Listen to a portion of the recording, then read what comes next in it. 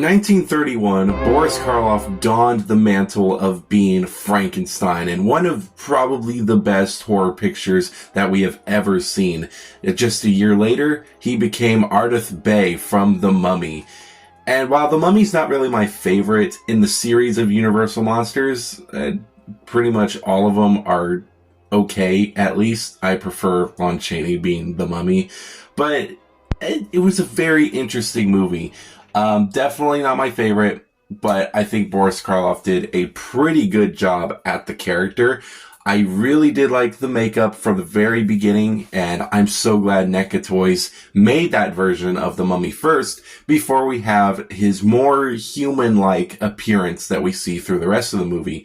And that is what we have here today. This is the Neca, the Mummy, Ardeth Bey action figure, which I'm pretty excited to take a look at. As with any Neca figure, I am super hyped whenever they drop a new Universal Monster figure, because that's just my whole entire line. That's what I love about the Neca brand. It's one of their best in their collection that they've made, and I'm all for it. So anything from Universal that I grew up with as a child, it's definitely top of my list. So we have here The Mummy, of course, with this beautiful box art. I really do like the image of Boris Karloff.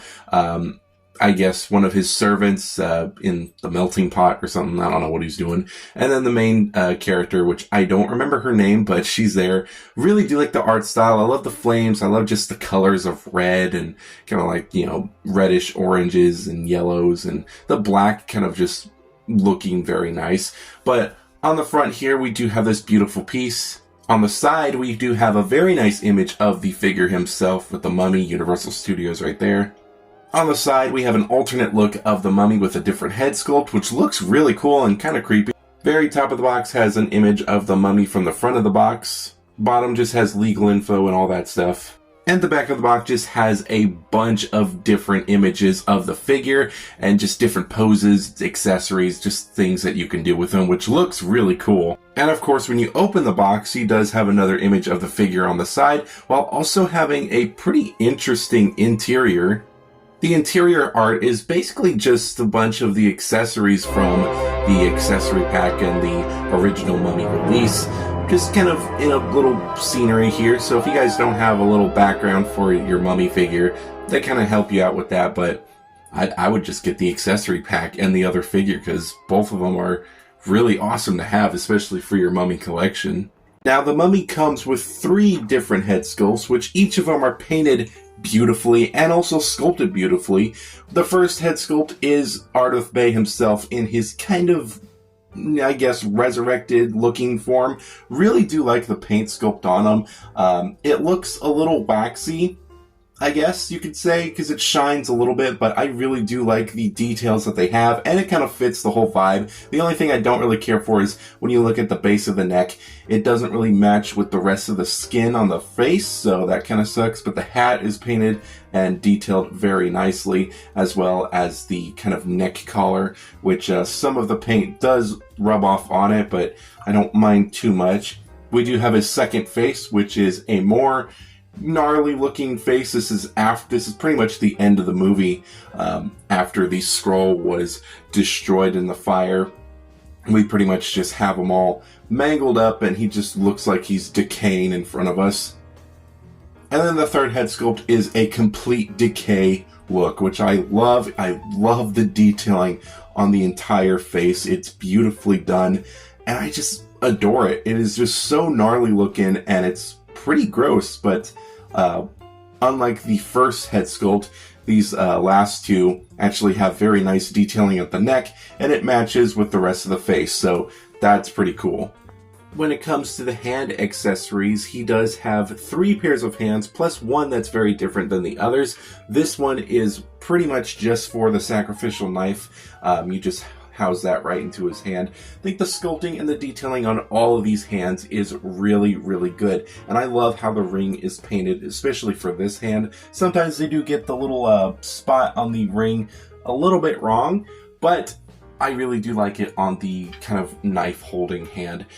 Now you can put the cane into his hand too, but the way these sculpted sleeves are made, it kind of bends the cane too, so I'd be careful with doing that. He does have two hands that are for kind of just, relaxed hands, nothing crazy, but, he just has them to his side. Again, sculpting work is beautiful, and I really do like the way they look. Now, he does have these two hands, which they don't really coincide together, but one of them is used, I guess you can use it for whatever kind of purpose you want. It can be him using it to read the scroll or something, or it can just be like some kind of weird ritual gesture that he's doing. Kind of hard to say. Then he does have this kind of cupping hand, which I'm pretty sure is for, holding something. It looks like it would be used for the scroll itself, but it looks really nice, and I really do like the detailing on it. But he also does come with two very different hands, which are completely different in sculpt and in texture, and of course in paint job. This is his decaying hands, his mummified hands for when he dies at the very end of the movie, and they are painted very nicely. The left hand, I believe, is a brand new sculpt because the original figure did not really have any hand sculpts for the left hand, but for the right, it is a reuse of the original, which both of them do look very nice. The painting is just very different compared to the newest one. There is a problem with the newest one, just having a little bit of gold at the edge at the palm or at the back of the hand, which kind of sucks, but I like the painting more on the newest one than the original, but it still sucks that there's still a little bit of a mishap right there. When it comes to the figure's accessories, he does come with a walking cane, which looks very nice. Very simple. It's just a stick with some gold tips, which look very nice. Then looks very Ardeth Bay-like, so that's pretty cool. He does have his sacrificial knife, which looks very nice, and I think looks pretty accurate to what you see in the movie. I really do like the sculpting and the kind of dry brushing of gray on top of the dark gray. I think that's really cool. Then he does have this oil lamp, which the oil lamp looks very nice. I really do like the detailing and the sculpt work on the lamp itself. The inside is very odd. I don't really care how they did the flame, and it just looks very weird, but I do like the kind of shimmer of blue that's in there. It kind of makes it look like that's the oil. But I don't know, just how they did the flame looks very odd, and I don't really care for that. But oh well, whatever. And his next accessory is the scroll, which is very different than the one we got from the original Mummy release. But this one is just kind of more splayed out. And yeah, it does look pretty cool. I do prefer the bigger, grander looking scroll of the original, but yeah, I don't remember there being two scrolls in the movie, so I could be wrong. This could be just a copy of that scroll that they did. I don't know. It's kind of hard to say. I don't remember the movie. Again, it's not my favorite Universal Monster movie. I'll only watch that movie if it was like a marathon. Now, taking a look at Ardeth Bay himself, he looks fantastic. The sculpt work is beautiful. Seeing this at the kind of con that they were showcased at was amazing, and seeing it in person is so different than seeing some kind of leaked images and showcases. This is fantastic. I really do like the way this figure looks. It's beautiful. He looks so accurate to the movie, and I just am so in love with the entire look of this figure. He just looks good. I love the wrinkling of the entire cloak. I love just the hints of different colors. You know, it's not just this weird, dark, mustardy yellow. It's got some of this tan wrapping on the side here with the gold right in the middle. The hands really bring out the color. And I love just that red, just that little bit of red at the head. That really just brings this whole look together. I don't know what it is. It just looks so good. The feet being sculpted also is very nice. Now, there was an issue with mine with having the sandal part actually come off of the figure, but just a little bit of glue, that works out perfectly fine. Just, I guess, be careful with that. It's very interesting on how they did that too, but it's really cool. It just looks really awesome. I love how they did the sculpting at the feet. That just looks amazing. And it just, all of it looks amazing. It's such a simple design, but it's so good. and it makes this character look very evil looking, especially if you have Karloff's head sculpt moved down just slightly. It really brings that character to make him look like the most evilest villain that we've seen on screen, and I really do like the way it looks overall. And I mean, that's pretty much all I can say, is that this figure looks fantastic, and I'm so happy that Neca, while it not being my favorite Universal Monster movie, was able to bring this guy to life. And I'm sure anybody who's a fan of this movie or any Universal Monster movie is going to absolutely enjoy this figure. So far, they have not made a bad figure in this whole Universal Monster line, and I am so grateful for that. They are still cooking when they come, when they're coming out with these figures, so that is really cool. Now, when it comes to the posability on this figure, it's actually pretty good. So he does have 2 points of articulation, one at the base of the neck and one at the head, which makes him look very nice, in very nice directions. He can look down that far, he can look up that far, he's got some side to side, and of course some swivel there. His arm can go out about that far, can do a full rotation, and he's got a nice bend at the elbow, of course the swivel at the hand, and of course the hinge joint as well. At the waist, he does have a swivel at the waist, which does arch back pretty far and go forward pretty far. Now, the only bummer thing is that the legs are pretty much fixated in one position because of this sculpted in material. So he can't really bend any knees, he can't do anything like that. As you can see, it's pretty much very hollow underneath there, and you can see that's where the flip-flop came up. I haven't had time to glue that back on yet, but you can see he's got no articulation down there whatsoever, and that's actually a pretty interesting spot to put the to put the little legal info right down in there. Very hidden away from everything, but it looks pretty cool. But he does have a swivel at, I guess, the ankle part, or whatever this part is up here.